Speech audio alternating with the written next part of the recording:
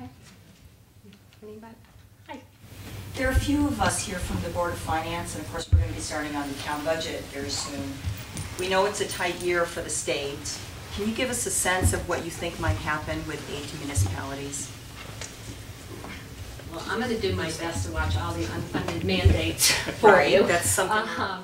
You know, that the talk is that there will be cuts. I don't know that to the municipalities. I don't want that to the municipalities, because if it does, it all trickles down on top of all of us. Themis, do you have any comments on? Yeah, it's so early that, quite honestly, like I said, the governor, the way the process works is the governor proposes his budget next Wednesday, so that'll be on TV and you can hear him do that. And then the Appropriations Committee does their budget within the month after that. And that's where all those, and after they do theirs, then we do ours. And that's all done within the next 2 months. So that's when, you know, there's so many moving parts. There's municipal aid, there's, you know, whether there is or isn't tax increases, there's whether there is or isn't cuts. So, you know, we all, especially who represent small towns, but I mean, I would assume it's the same with the city legislators. I mean, none of us want any money cut to our towns, you know, and we think that the earlier we do a budget, the better it is for you, because you can't sit around for 3 months from March to June and figure out, okay, what are we getting from the state or what are we not getting? And as Lezlye mentioned, it's the unfunded mandates that we know, you know, kills the towns with, in, you know, education system and townwide. So that's stuff we fight for all the time. Any unfunded mandates that are being talked about now that we should be worried about? I don't. I'm trying not to answer any questions. Yeah, no, you can, because, you know, I appreciate, and that's really one of the reasons why I wanted Themis here is to, you know, answer some of the historical questions that I can't answer for you, so please. I mean, we're just starting, as I said before, in committee, so there hasn't been any public hearings yet, so bills are being submitted and processed and written up, and then within the next few weeks, excuse me, public hearings will start, and that's when we'll see, say, for example, in the Education Committee, what mandates are being presented and discussed. But you know, you can see all of those on the Connecticut General Assembly website. If you go to the Education Committee or the, you know, Planning Development Committee or the Finance Committee, any committee that's of interest to you, it'll say which bills are there, which days there are public hearings, if you'd like to come and speak, you know, and anytime you're interested in any of that stuff, you can just contact Lezlye and she'll help to accommodate that. And I'm sure you know what will happen is, even if a bill comes before the committee and by the time it hits the floor, it may have taken on a totally different look than what it started out to be. So being so early in the game here, you really don't know. That's okay, go ahead. Senate Bill 122 was posted last week, something that I think it might have been by Looney. It was about limiting firearms to a single shot weapon. I mean, that's just absolutely ridiculous. And I'm just wondering how that gets treated in the Regiment up there in Hartford. Well, there's hundreds of, as you can imagine, gun bills out there. Yeah, they were all thrown out. So we just did the Gun Violence Task Force public hearing yesterday, which went till 3 in the morning. Today we did the mental health subcommittee of it that went all day. And tomorrow night in Newtown, there's another public hearing for the same thing. So there are many individual members that are putting in bills, gun bills, and then there'll be task force bills, and those will all be heard before the Public Safety Committee, you know, in due course when the time for that comes. That are aside from those task force bills, these things. Amy? I was just wondering, I know you're only a few weeks in, but is there any sense of urgency or real concern about the tax burden in this state? I mean, do you have discussions about what you plan to do? You know, I mean, have you talked with Democrats? And that's all we talk about. All the time. For years. I'm not kidding. It depends who you talk to. You know, it goes back. I don't mean to answer that question, but that's all. It depends on who you talk to, which legislator it is, you know, what their inclination is, what their philosophical beliefs are. That's all we talk about. You know, we can't burden the state anymore. Every year you get burdened more and more, and you know, you're everything, borrowing, spending, size of the budget. You know, it's not just one thing. But I mean, that's the problem. And it's so complex because there's certain things you just can't cut because of contracts or whatever the reason are. So there's certain things that are in place So, you know, you have to look outside of the box as to, okay, now what can we do? And, you know, maybe there's an agency, but, you know, as Themis said, maybe that someone else has their arms wrapped around that and they're fighting for that. So, yeah, it's constant to see what can we do. I said to someone, I think I may have just said this, let's look at a budget. And they said, line item by line item. I said, absolutely, because how else are you going to do it? You can't just cut. You know, you can't just randomly cut things. And mental health is going to be huge, and you know that needs money. So where's the money? You know, so all of those issues have to be really thought out and processed, I guess. Right? Mhm. Right. That, Along the same lines as Aileen was saying, when you do talk about taxes and the budget and the burdens on the families in the state, not you specifically, but does anybody ever talk about what we're doing to our kids?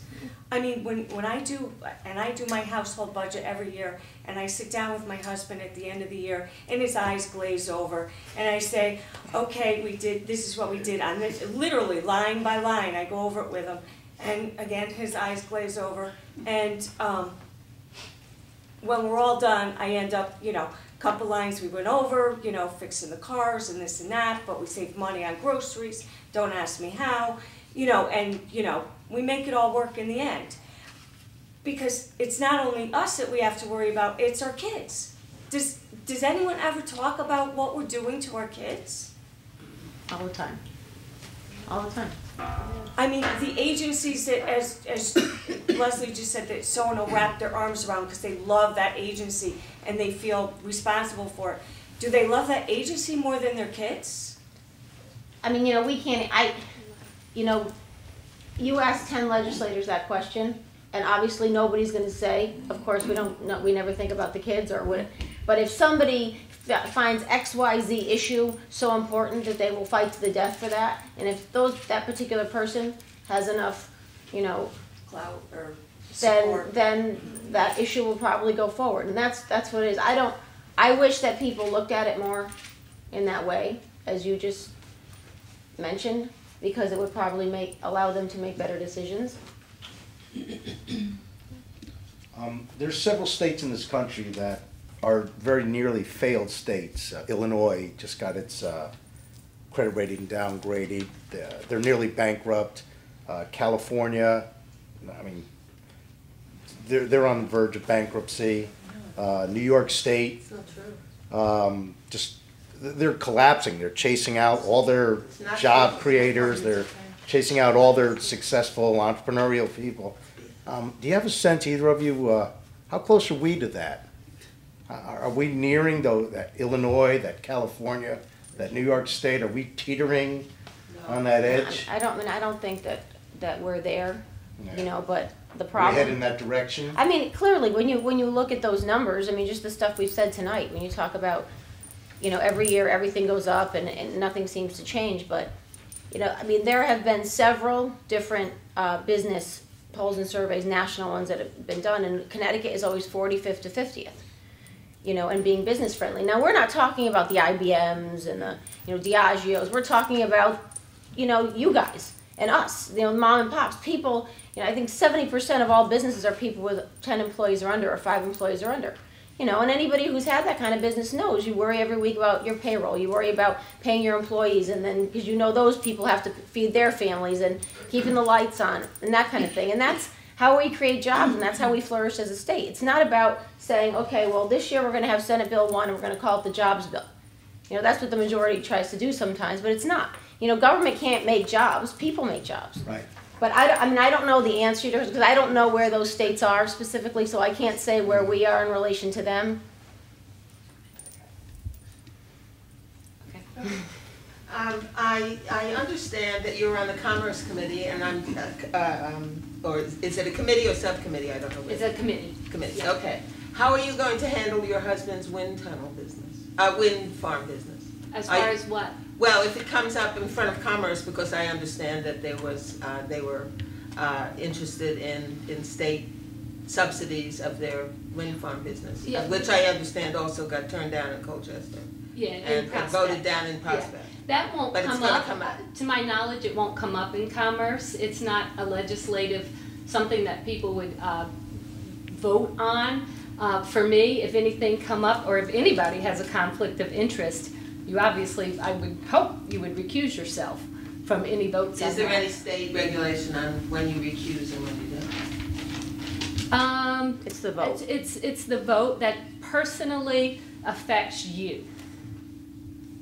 For example, there are lots of lawyers in the legislature, and when we vote on judges, if you have a case before a judge, or you think you might have a case before a judge, then we recuse ourselves and don't vote. We can hear the debate during, say, the public hearing, but we can't, you say, on the record, I'm gonna recuse myself, and then you walk out of the room when the vote is taken.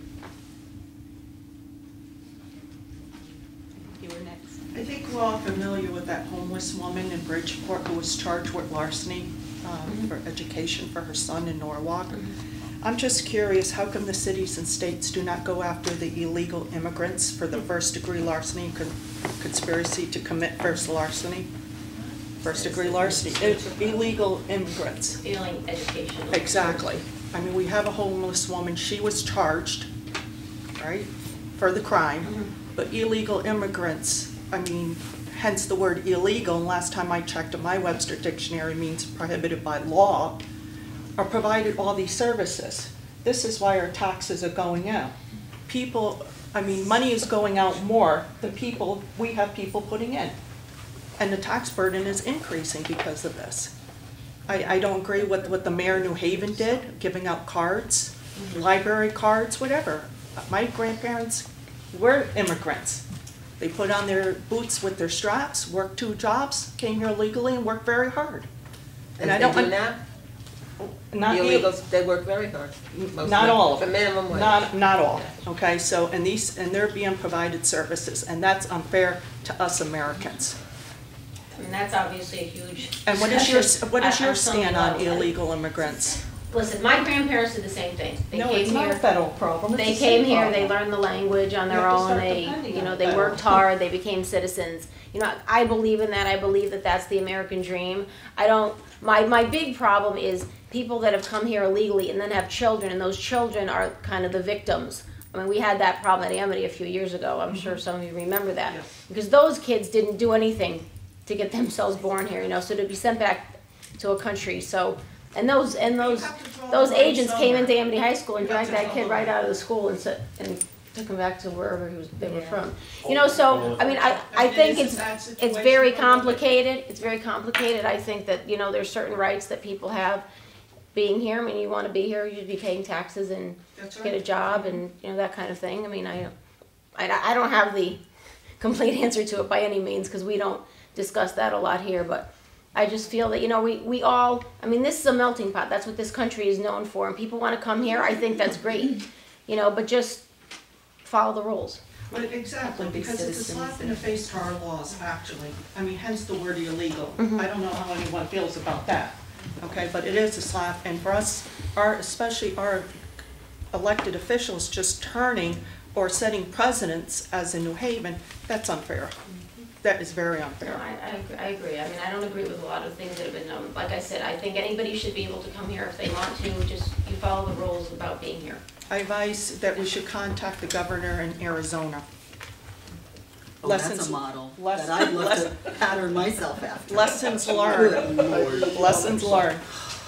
Well, and they hold the law. I mean, the law, if you get, you know, you're handed a sentence, just, you need to be accountable. That's right. I mean, laws are made for reasons, so. Right. Mhm. Do you have to think about employers who pay them less than the minimum wage, That's right. still take out income tax and social security from their pays and pocket that money? I mean, that's So illegal guess too. what? So guess what? It protects them, right? If they're here legally, it protects them. I'm saying, It's screwing I'm my saying day's your wages definition what of it's doing. illegal also applies to employers. That's right. Right? Anything else? So if they're illegal, they're here legally, they won't be abused.